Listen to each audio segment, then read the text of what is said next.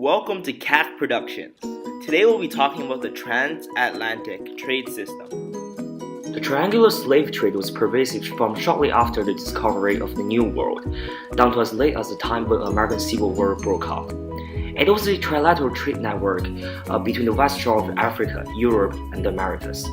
In this systematic trade network, Europe, where the most booming economies were, took the role of manufacturing center. Africa was known for sending enslaved Africans to those European traders in exchange of European manufactures and weapons.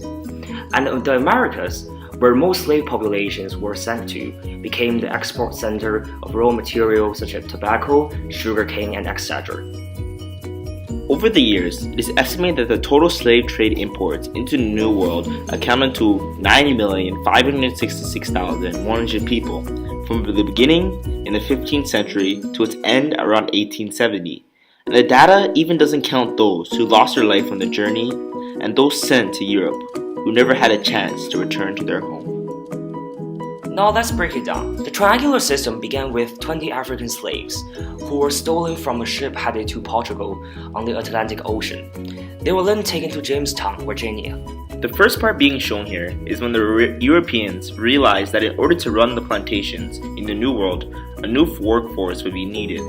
Those white indentured servants, in their opinions, could not fully adapt to the harsh, semi-tropical climate in those colonies where major plantations were such as Virginia, Carolina.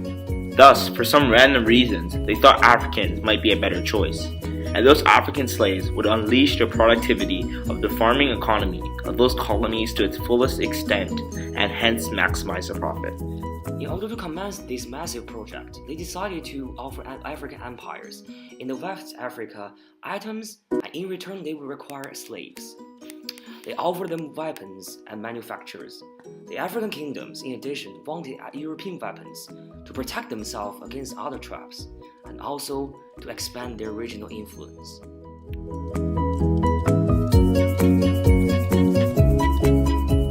This is why Europeans were able to trade easily with them, as mutual benefits indeed existed between African empires and those European leading economies. African kingdoms captured slaves from other tribes and treated them as if they were just a piece on a chessboard. The slaves were male and female, and children were brought along as well. Once the slaves were bought, they were sent to the Americas. At the beginning, most slave populations were sent to the Caribbean regions and Portuguese Brazil. Later on, slaves were brought to North America controlled by the British Crown. Mortality rates were high on the ships for the slaves, with the averages between 20 to 30%. Multiple ships had 100% mortality rates, with all the slaves aboard dying at sea. The trip was a grueling process and took 6 to 8 weeks in average. The ship was tightly packed and disease spread easily in this cramped space between slaves.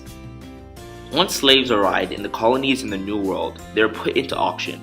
They were sold to slave owners and were often separated from their families during the process. This chart shows the average slave price, and it fluctuated between $200 and $800. The $800 in the money back then would mean between $2,400 and $405,000 in today's currency. Once sold to the slave owners, they were usually sent to the plantations to begin their work. The labor-intensive plantations where their slaves were needed were plantations for cotton, tobacco, and sugarcane. The slaves worked year-round, mainly in poor condition, and once harvest occurred, a portion of the produce was sent back to the homeland of Great Britain to pay for the slaves that they received. From an economic point of view, no one can deny the correlation of the economic development in Europe and in the States and the triangular slave trade. The slave trade fueled the Industrial Revolution in Britain and thus assured British status as a dominant export-led economy on a global scale.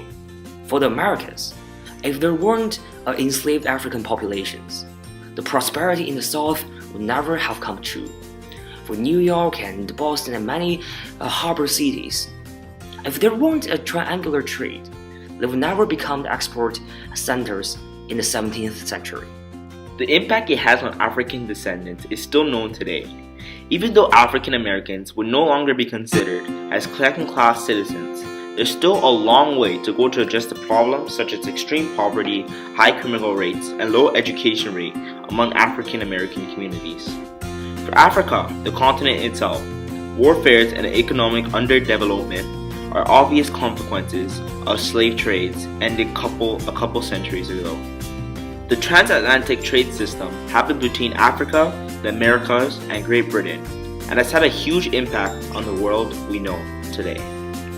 In the world where populism is rising, people's acknowledgement to the tragic past can assure that no such crime targeting a specific group or specific race will be ever tolerated.